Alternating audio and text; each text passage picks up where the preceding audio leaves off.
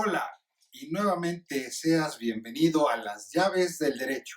El tema de hoy, la interpretación de la ley.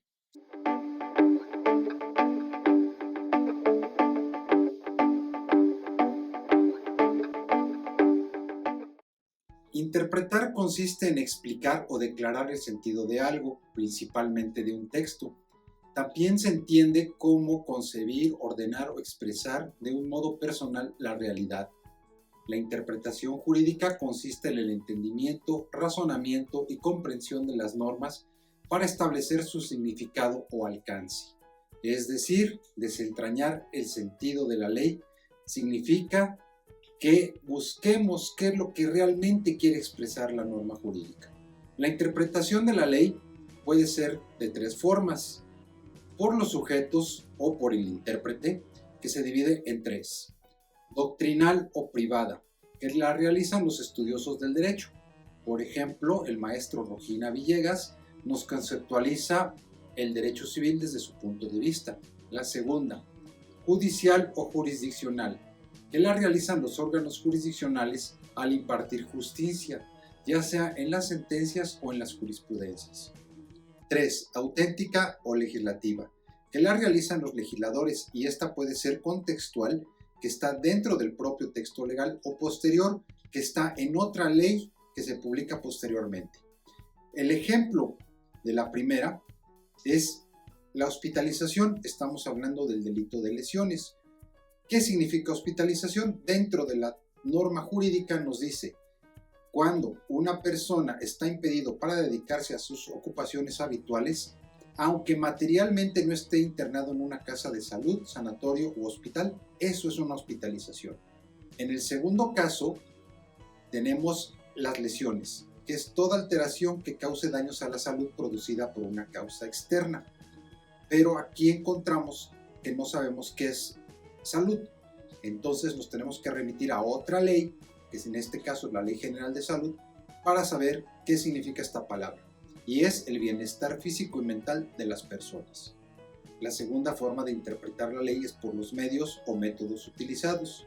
La primera de ellas es la gramatical, que consiste en atender exactamente a lo que la palabra significa, por lo cual recomiendo acudir a un diccionario de la lengua española para saber qué es.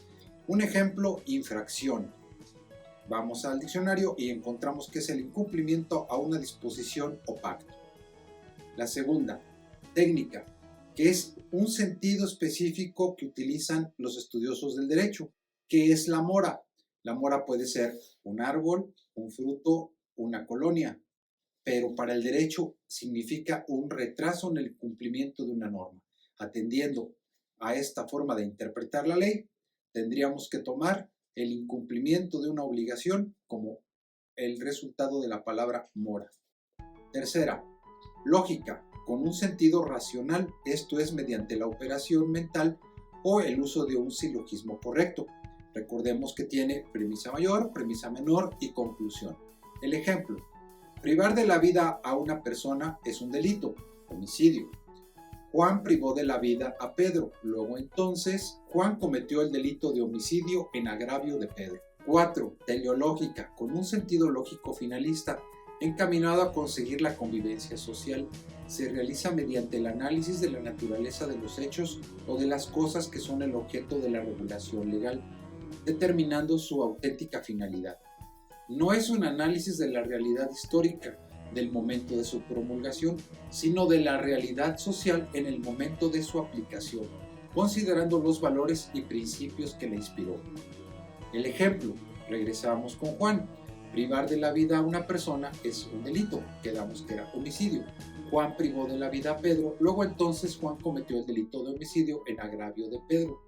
Por lo que, desentrañando desde la perspectiva teleológica el sentido del tipo penal, requerimos analizar los elementos positivos y negativos del delito para llegar a una conclusión.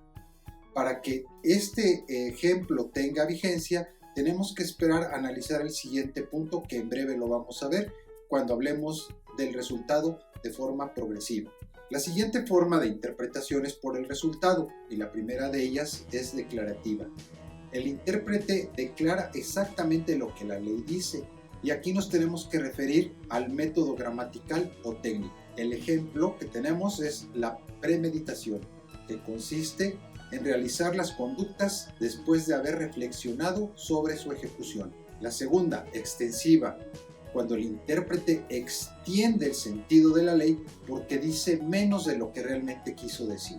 El ejemplo es en las lesiones. Quedamos que era toda alteración que cause daños a la salud producida por una causa externa. Pero aquí nos quedamos cortos. No nos dice que es una causa externa. Y vamos a entender que es algo que no viene de la persona, sino de otra persona.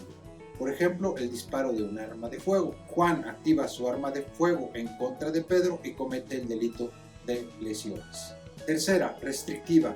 Cuando el intérprete restringe el sentido de la ley porque dice más, entonces lo hacemos pequeño, de lo que quiere decir, y también se aplica el medio o método gramatical y técnico.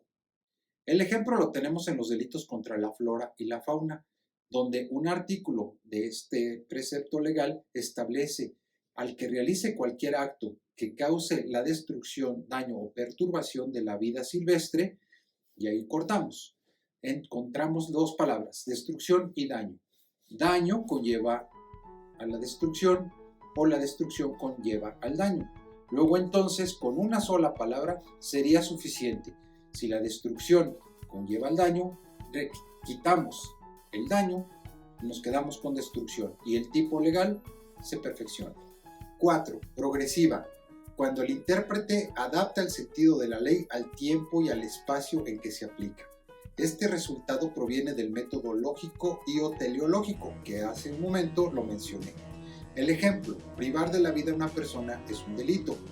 Quedamos que era homicidio. Juan privó de la vida a Pedro, luego entonces Juan cometió el delito de homicidio en agravio de Pedro.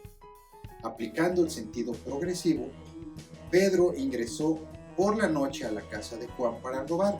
Luego entonces Juan realiza un disparo de arma de fuego privando de la vida a Pedro, pero en legítima defensa, haciendo uso de una causa de justificación que analizamos como elemento negativo del delito. Con esto concluimos el tema del día de hoy. Espero que haya sido de su agrado y si fue así, denle un like, suscríbanse, activen la campanita y déjenos sus comentarios. Hasta pronto.